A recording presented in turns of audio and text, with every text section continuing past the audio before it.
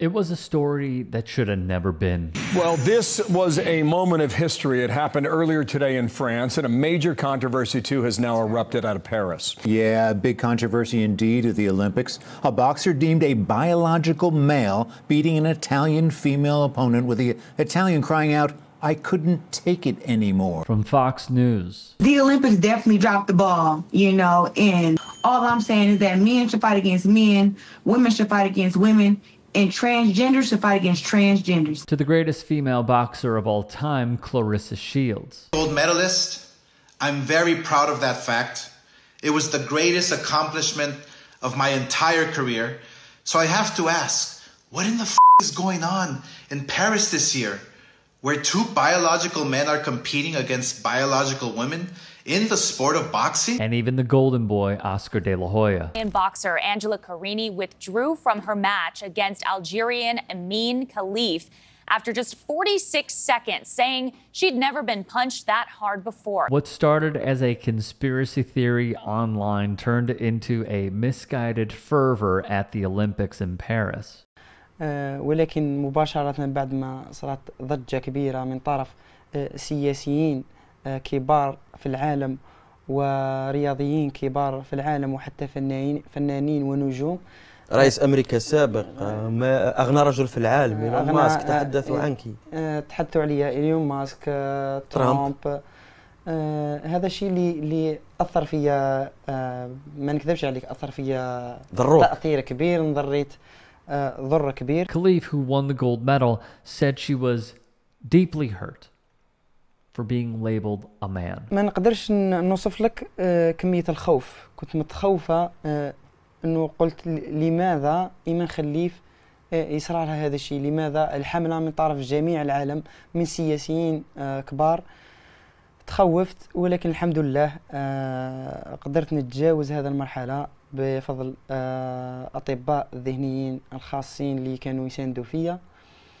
اللي تجاوزت هذه المرحلة. The usual players weighed in. So my son Xavier is dead, killed by the woke mind virus. It happened to one of my older boys.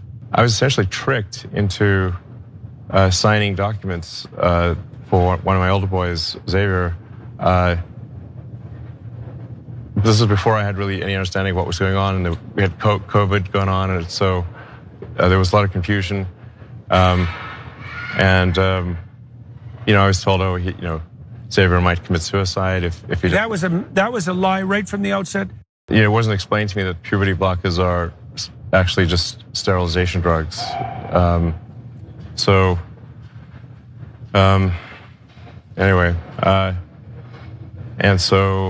I lost my son, essentially. Like Elon Musk.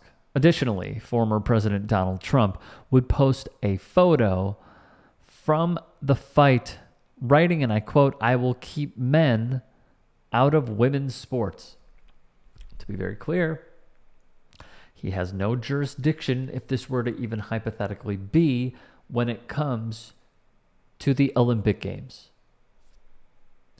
But his base doesn't know, nor do they care. Logan Paul also decided to jump in.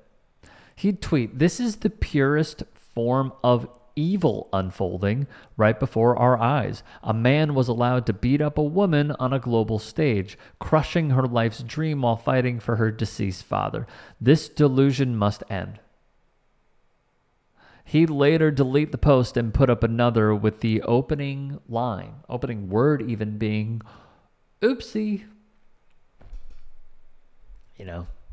Playing into the trans panic and calling a woman a man and making her public enemy number one. Oopsie. J.K. Rowling would also jump in. Khelif went on offense, though. Via Al Jazeera, the claim was filed against social media platforms, including X, and not against a specific individual, meaning she's bringing a suit. A common formulation under French law that leaves it up to investigators to determine which person or org may have been at fault. In short, the Paris prosecutor's office released this statement saying they're conducting an investigation and it's going to the courts of cyber harassment due to gender, public insult because of gender, public incitement to discrimination and public insult because of origin. There was another man who wanted to weigh in, and he did. Yeah, I routinely just eat plain grilled chicken, not kind of seasons. Just give me a piece of chicken, grill it, cook it, and I'll just cube that up and eat it. So breast that would probably thigh? be like Please don't say breast.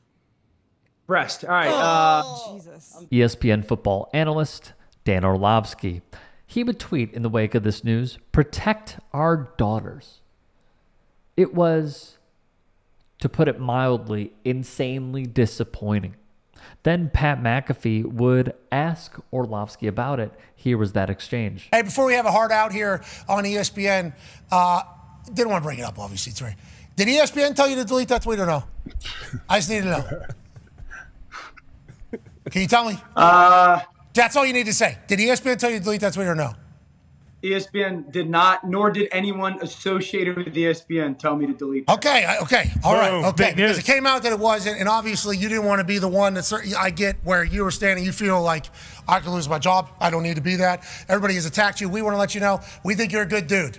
We think you are a good dude, Dan. I think you obviously made a little whoopsie there in that particular situation. That's an accurate assessment. Okay, and we move on. Okay, so here's my problem with this, all right? Orlovsky, whether he knew it or not, ridiculed Imane Khelif because he echoed a line that those who pay attention to this stuff have heard over and over and over again. And it is a tactic that has been used in error and wrongfully to attack the marginalized, to attack trans people as a whole. Whether he knew it or not, he did it. And there is a direct correlation between understanding what this means and the pipeline it leads to. Because you know who else shares this same sentiment? Ian Miles Chong's audience, Elon's audience on Twitter, Nick Fuentes' audience, Libs of TikTok's audience, Fox News' audience, The Blaze's audience, OAN's audience, Newsmax's audience, Steve Bannon's audience, Jack Posobiec's audience, Charlie Kirk's audience, Turning Point USA and the people they bring in, that audience. That is who you are grouping yourself together with when you say this. Because this entire community/communities hone in on people that they don't care to have a conversation with nor understand as a whole. This is dangerous to do. This is wrong to do. And throughout time, as we have seen, in order to garner votes and obtain political power, what some ill-hearted minds who wish to reach a certain level of public service, reaching office, will do is attack an already marginalized community to fearmonger and ramp up the attacks in order to say, I can solve this me. It has been black people. It has been Mexican people. It has been Muslim people. It has been an LGBTQ plus community. We're seeing it now with Haitian migrants. It is not a story, but they have created a story, a false one, in order for more people to say, see, look at what happens when your town is run over by migrants. When really what they're saying is when it's not people who are like us, straight whites. That's what they're saying.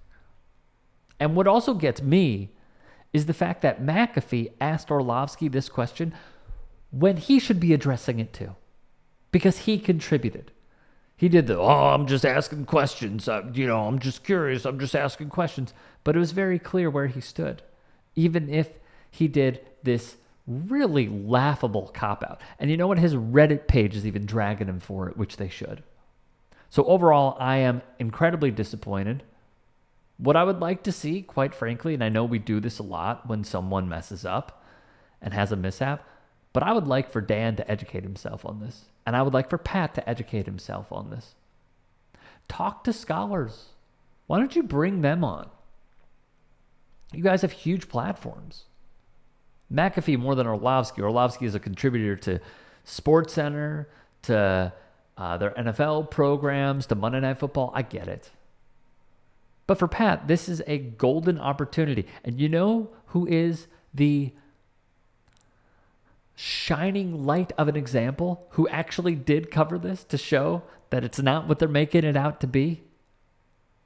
Pablo Torre. Go take a look. Take a look at how these bills that are hyper-local are affecting kids who just want to make friends, and how they are ridiculing these kids in school. I highly recommend it. I'm going to find the episode, and we are going to put the link in the description box below, because what it shows is that this anti-trans panic is a nothing burger. And again, I believe in redemption. I believe in second chances. I truly hope Dan understands the hurt that he caused, the side that he was aligning himself with, and learns from it and grows from it.